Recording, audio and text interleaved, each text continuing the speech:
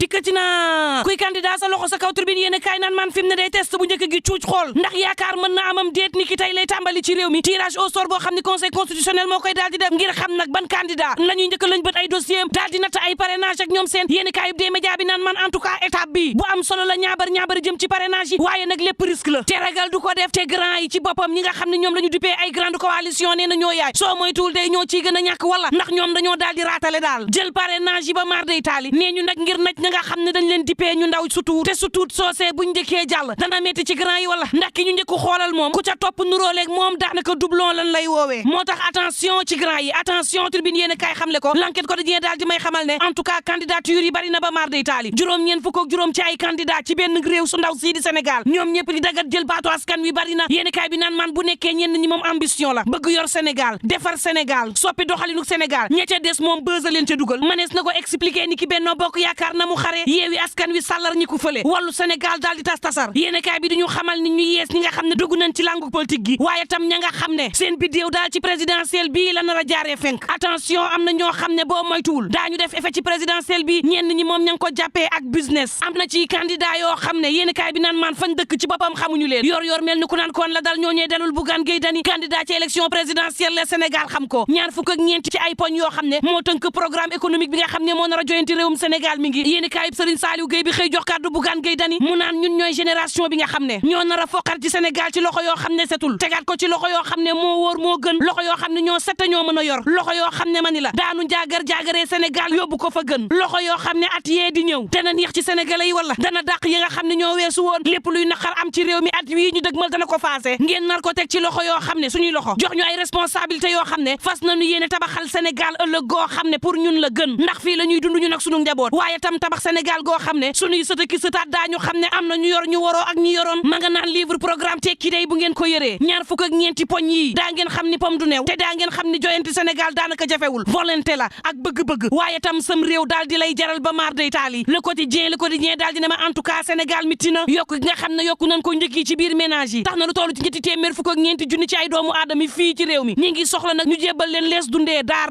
ndax fi mu ne ñàkkub dund xiif mi ngi leen di tongal yor naan kon dem leen seeti Bougane Gueye Dany ma nga naan joyanti Sénégal force la yéen daal teg leen réew mi suñu loxo rek maître Sidiki Kaba ci turbine yéene kaay di dalal xelu acteurs yi naan leen présidentielle bi day seen xel mën na caa dal fayal laaxu réew mi ko dañee naan kon en tout cas maître moom ma ngay waat naan présidentielle bi jaar yoon rek l'observateur naan man en tout cas candidat bu président Macky Sall bi fi mu ne day mi ngi yënqale ndax Amadou Ba mi sénégalais yi dañ koy xool niki troisième mandat bu président Macky Sall la ñu bañee troisième mandat bi ba weñ loxol Sall defu ko loolee la ñu nar a najee Amadou Ba ba mu yem ci premier tour deuxième tour Amadou Ba jàll ko dana bett sénégalais yi wala turbine yéen a kaay naan man en tout cas ay ñoñam moom ña ngay xeexoo moom maire bii di Kalidou Wagué moom la ñu attaqué ca bokki jawbe te loolee nag ña ngi ko jiiñ Farba Ngom amoon na ca meeting Benno Bokk Yaakaar ba nga xam ne moo am ca orka jéere Samba Sow naan fi mu ne président Macky Sall nag moo war a wax ak Farba Ngom ndax APR booloo la talul benn xajalikoo ak i dal ci kaw ay militant te xam nga maire bii liñ ko def mitti na dal gin dal ci kawam mitti na ñuy xiiroo ak a ŋaayoo ci waxtu woo xam ne fi mu ne président Macky Sall booloo la laajte doon benn la laajte ngir am ndam bés bi le jour naan man ci 31 décembre bii day moom Sall dana tàggoo